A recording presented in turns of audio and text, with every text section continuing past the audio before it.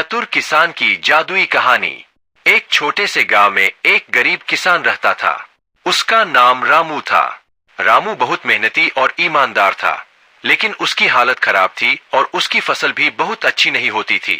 एक दिन जब रामू अपने खेत में काम कर रहा था, उसने खेत के एक कोने में एक पुराना जंग लगा हुआ बर्तन देखा। जब उसने बर्तन को साफ किया तो वह अचानक एक जादुई जिन के रूप में बदल गया। जिन ने कहा, धन्यवाद रामू, तुमने मुझे आजाद किया है। मैं तुम्हारी 3 इच्छाएं पूरी करूंगा। रामू ने सोचा और पहले इच्छा में उसने कहा, मैं चाहता हूँ कि मेरे खेत में भरपूर फसल हो। जिन ने एक चमकदार लहर भेजी और अगले दिन रामू के खेत में सोने जैसी फसल उगाई। दूसरी इच्छा में रामू ने कहा, मेरे गांव के सभी लोग खुशहाल और समृद्ध हो। जिन ने फिर से एक चमकदार लहर भेजी और गांव में सभी के घर में खुशी और समृद्धि का आगमन हुआ। तीसरी इच्छा में रामू ने कहा, मैं चाहता हूँ कि मेरे गांव में शांति और स्नेह बना रहे। जिन ने अपनी जादुई शक्ति का उपयोग किया और गांव में शांति और प्रेम का माहौल बना दिया। इसके बाद जिन ने रामू को धन्यवाद कहा और बर्तन में वापस चला गया।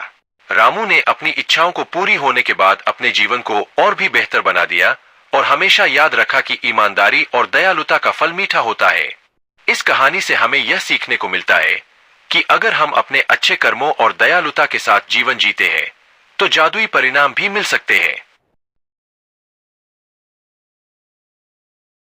एक गांव में एक किसान रहता था। उसकी फसल अच्छी हो रही थी, लेकिन वह चाहता था कि उसकी फसल और भी बेहतर हो। उसने सोचा कि अगर वह 3 बुद्धिमान लोगों से सलाह ले तो शायद उसे कुछ अच्छे सुझाव मिल सकते हैं। पहले बुद्धिमान व्यक्ति ने कहा, फसल को अच्छे से सींचो और मिट्टी की गुणवत्ता पर ध्यान दो। किसान ने उसकी सलाह मान ली और फसल को नियमित रूप से पानी देने लगा और मिट्टी की गुणवत्ता बढ़ाने के लिए उर्वरक का इस्तेमाल किया। दूसरे बुद्धिमान व्यक्ति ने कहा, फसल की देखभाल के लिए समय पर कटाई और निराई करनी चाहिए। किसान ने इस पर अमल किया और समय पर फसल की कटाई और निराई करने लगा, जिससे फसल और भी हरी भरी हो गई। तीसरे बुद्धिमान व्यक्ति ने कहा, फसल को कीटों और बीमारियों से बचाने के लिए उचित उपाय अपनाओ। किसानों ने रसायन का प्रयोग किया और किसानों से मुक्ति के उपाय किए।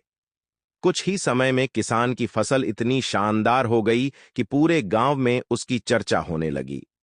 किसान को लगा कि त्रिबुद्धि की सलाह से उसकी फसल उत्कृष्ट बनी है। इस तरह किसान ने किसी भी काम को बेहतर तरीके से करने के लिए सिद्धांतों की सराहना की।